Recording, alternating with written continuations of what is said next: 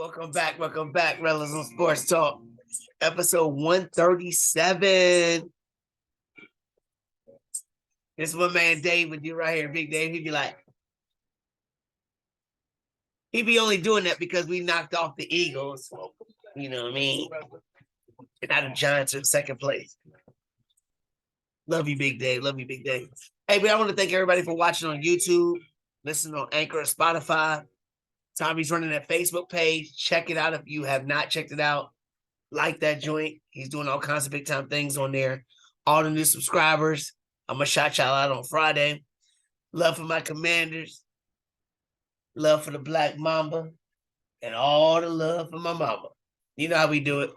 Hey, prayers for all the people at UVA, all the families that was impacted on the shooting. I'm not going to get into who's right, who's wrong, whatever. But I know that there was families involved that are grieving right now on both sides of everything. So prayers go out to them. Always keep praying for the Rodriguez family. You know, the girls, Jordan, Amy, everybody. We're still thinking about y'all. But hey, big ups for Miss Donna. She's doing better. You know, keep the thoughts and the prayers going. We appreciate that. Always.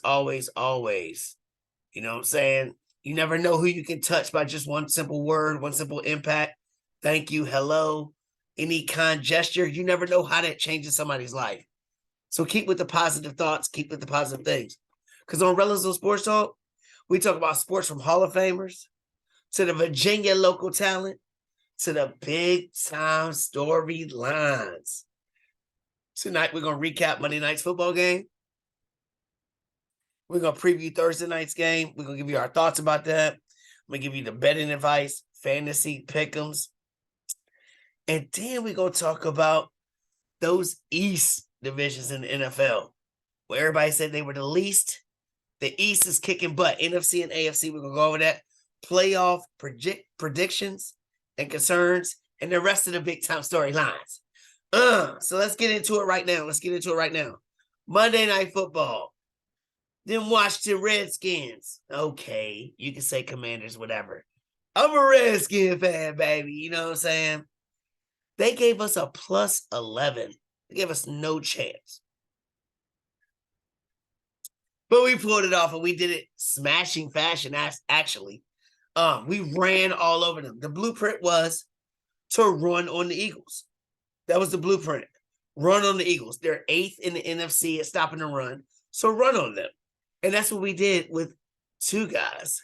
We ran on them. Take the ball out of Taylor Heineke's hands. And look, listen.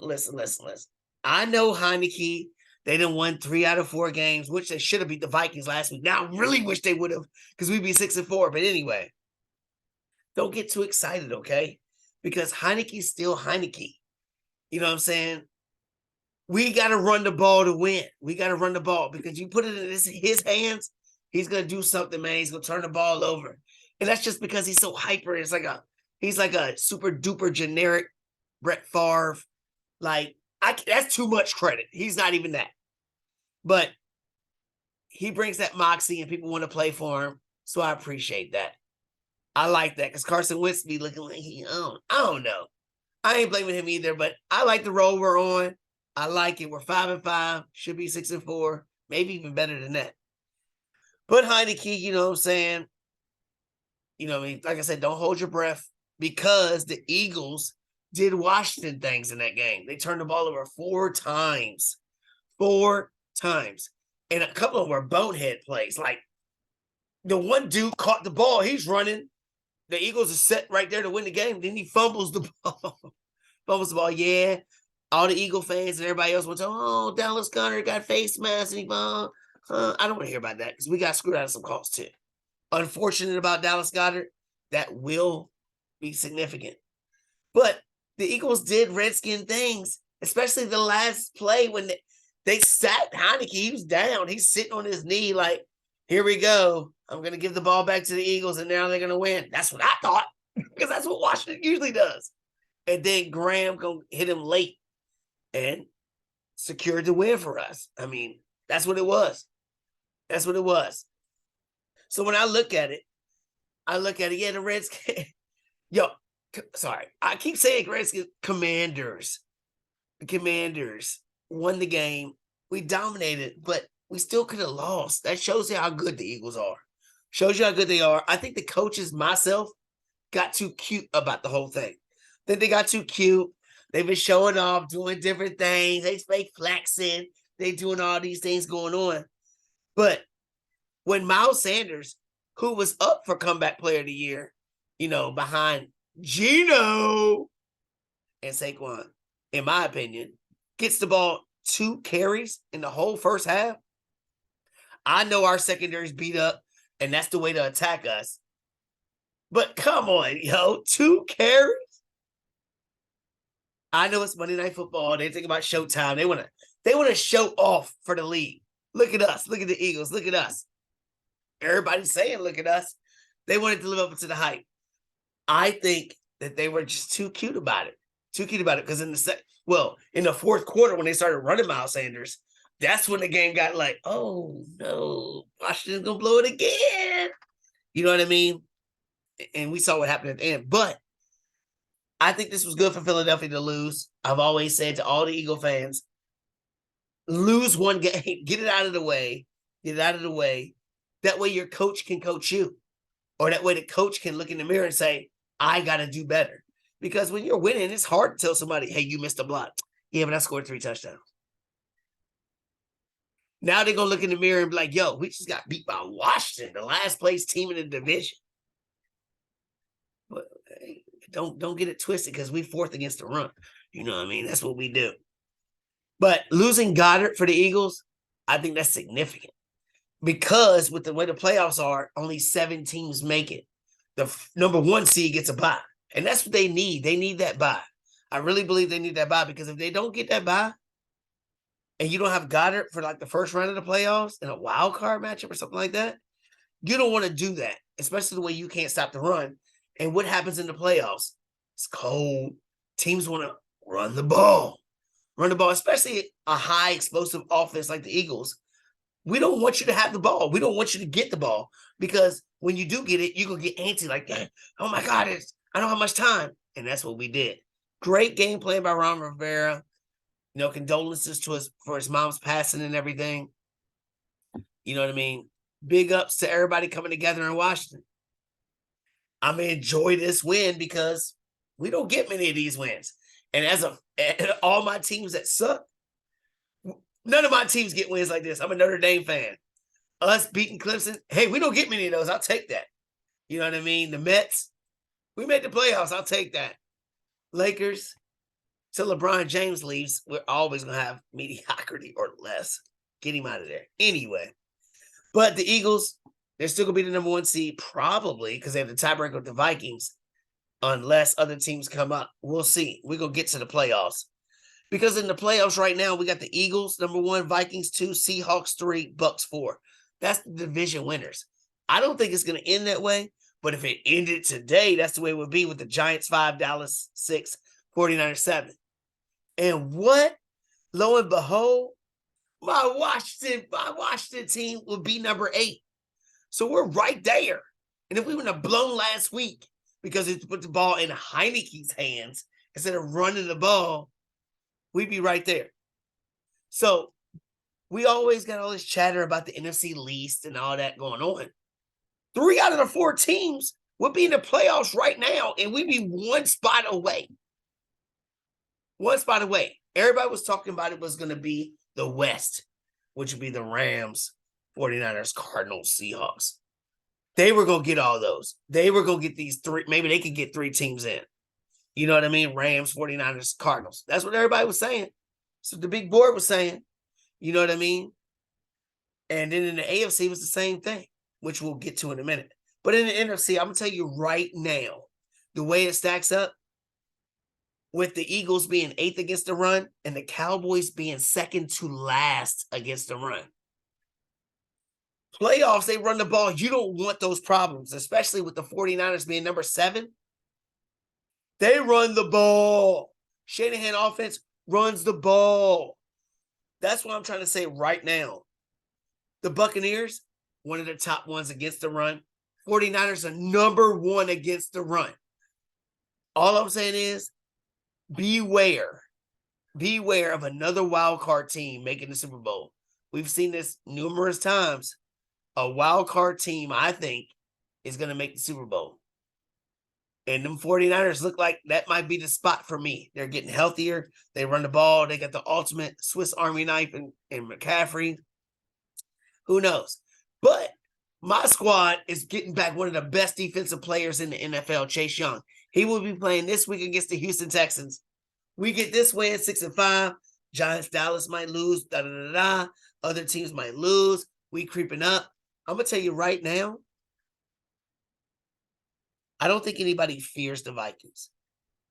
Even though they've only lost one game, they just beat Buffalo, which we know they shouldn't have beat Buffalo. Everybody knows that was a fluke. We know they shouldn't have beat Washington. If you watch the game, you know that. And you just don't fear Kirk Cousins in the playoffs. The Seahawks, you don't fear them at all. Nobody expected them to be there. The Bucs are one of those teams that I think keeps on rolling. I think it's Tom Brady now. Divorce is over. She's out of here. I think they're getting healthier. They're coming back. That offensive line looked okay last game. Watch out for them Bucs.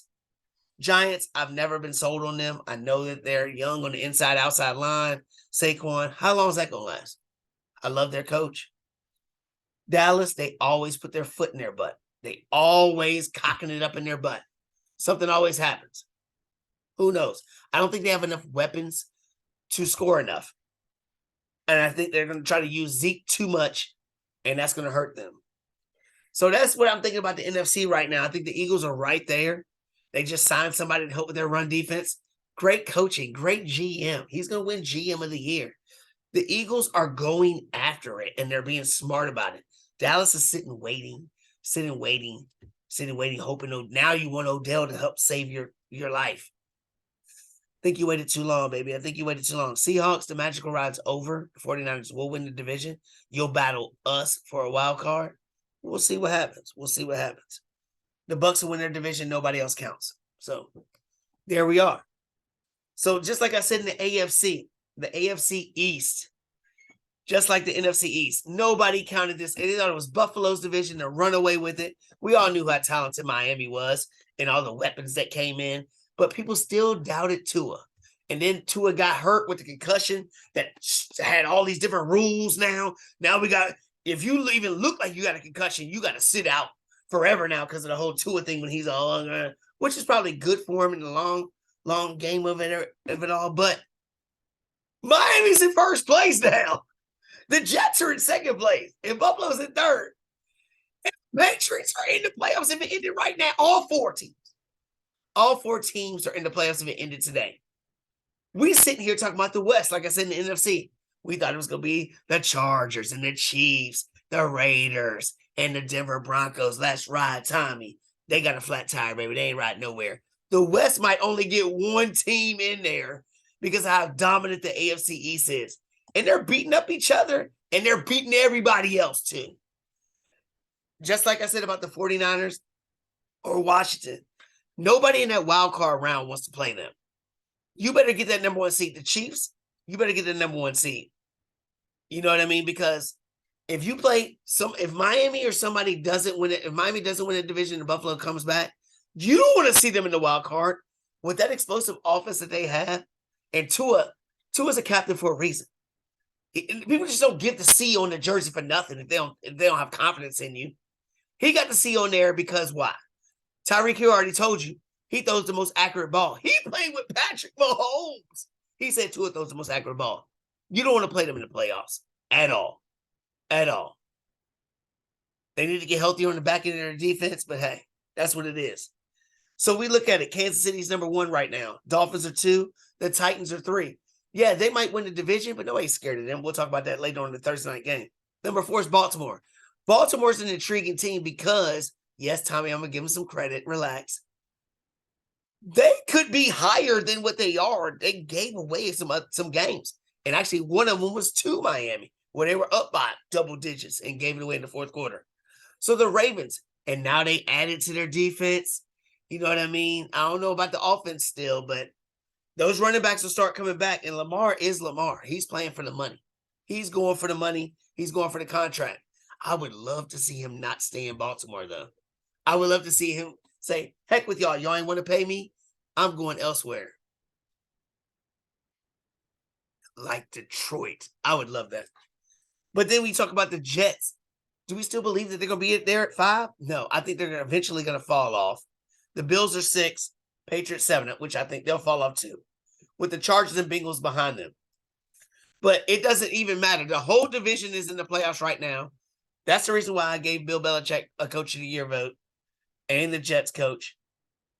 That division is solid. If you look at the young talent in that whole division, they're all going to be around for a while. That division could be around for a while, and it could be no more Patriots running the whole show because everybody in that division has ultimate young power. It's going to be fun to watch. That division is going to be fun to watch. I don't know if the Dolphins are going to hold on or not, but whoever they play in the playoffs will be nervous. The Titans, if they win their division, nobody's scared of them. They will go on the road and just beat their butts. So it's going to be interesting to see if the Chargers can do something Sunday night against the Chiefs. Bengals, if they can sneak back in there, we'll see. We'll see. AFC and NFC East, shocking teams. 49ers and Washington and NFC. In the AFC, Miami and the Bengals. Don't forget about the Chargers if they can get healthy, because that's my Super Bowl pick. So we'll see. All right, so going down to the Thursday night football game. Thursday night, it's the Titans. They're getting 3 points at the Packers. So before we get into all the betting and who we think is going to win, the Packers finally snapped their 5-game losing streak by beating those Cowboys, which I love, but I hate Aaron Rodgers too. So it's kind of a catch-22. Titans looking to control their division. The Colts got Jeff Saturday as the coach. I don't know how the hell that happened. Nobody got interviewed, no minority coaches. He ain't even got no high school coaching experience, but they beat the Raiders. Sorry, Drew. They beat the Raiders, and Derek Carr is out here crying about it. I mean, it's just a mess out there for Las Vegas. But are the Titans for real? Tannehill's trying to come back. Derrick Henry is the second leading rusher in the NFL, and the Titans are a top 3 against the run. The only problem is in the AFC, the elite teams throw the ball. They ain't running it like that. Buffalo, they throwing it unless Josh Allen's running. Kansas City, Patrick Mahomes is throwing it he's still throwing it. So the problem is, what you going to do? You can't stop the pass. That's going to be the problem with the Ravens. So I don't know if the Titans are going to ever be something like that. Nobody's scared of them. But on the other side, Green Bay, you can't catch Minnesota, but you're number 9 right there for the playoffs. You keep winning. Some other teams start falling, just like Washington. Do you want to play Aaron Rodgers in the playoffs in the wild card game?